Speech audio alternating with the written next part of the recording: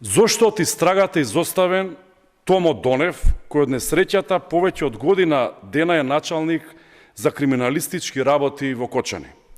Дали и Донев, како и останатите полициски функционери на ДПМН во Штип и Кочани, е дел од параполициските партиски структури на ВМРО ДПМН, кои рекетираат и ја минуваат криминал во Источна Македонија?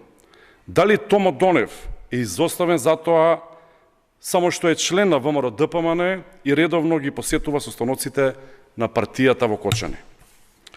Како е можно и покрај сите информации кои ги имала полицијата, службените белешки од полициските службеници, објави на социјалните мрежи дека во дискотеката нелегално се користат пиротехнички материјали, началникот за криминалистички работи кој е надлежен над сите инспектори во Кочани